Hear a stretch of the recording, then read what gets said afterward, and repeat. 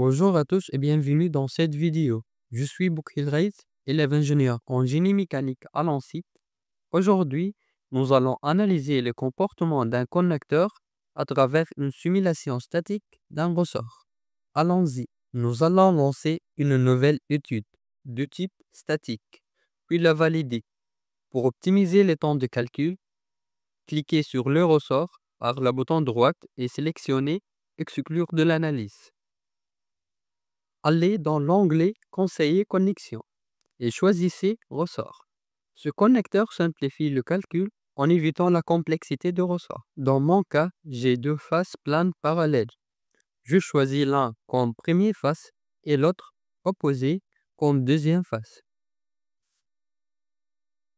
Pour la raideur normale, j'ai mis 105 000 newtons par mètre,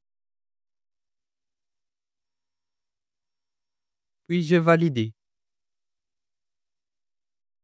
Cliquez sur Pièces pour vérifier que le matériau d'assemblage est l'alliage 1060, puis cliquez sur Appliquer et Fermer.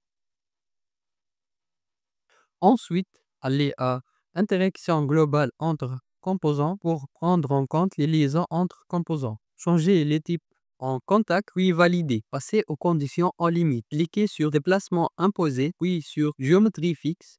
Sélectionnez une face de la base pour la fixer, puis valider. Fixez le déplacement radial du piston en utilisant Déplacement imposé avancé. Sélectionnez sur deux faces cylindriques. Choisissez la face latérale du piston. Activez le déplacement radial. Laissez la valeur par défaut à 0. Passons en chargement externe du type force. Sélectionnez la face intérieure de la manivelle. Cochez Direction sélectionnée. Puis choisissez cette surface comme référence pour appliquer une force de 10 N vers le bas.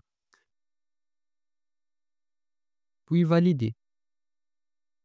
Notre assemblage est prêt pour le maillage. Allez dans Maillage, sélectionnez Créer le maillage, puis valider avec le maillage standard. Une fois le maillage généré, passons à l'exécution. Notre logiciel a détecté un grand déplacement et propose de traiter l'étude avec l'hypothèse de grand déplacement et un comportement non linéaire de matériaux. Je choisis non pour ne pas augmenter le temps de calcul. Voici notre étude après déformation. Avec l'onglet Résultats déformés, je peux basculer entre l'état initial et l'état déformé. Pour modifier l'unité d'affichage de contrainte, double-cliquez sur Contrainte, puis sélectionnez l'unité souhaitée. Vous pouvez aussi afficher l'emplacement de la contrainte maximale en cochant l'option Montrer la notation maximale. Voici la localisation de la concentration de contrainte due au changement brusque de la forme. Double-cliquez sur Déplacement ou Déformation pour afficher le résultat.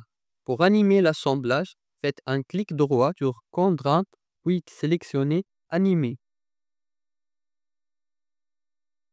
Réduisez la vitesse d'animation pour mieux observer le comportement. Si le ressort ne réagit pas correctement face au chargement externe,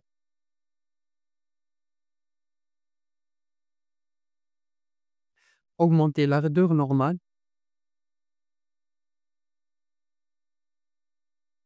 Par exemple, à 200 000 newtons par mètre, puis exécutez à nouveau. Dans ce cas, le déplacement du piston diminue par rapport à la situation précédente. C'est tout pour aujourd'hui et à bientôt.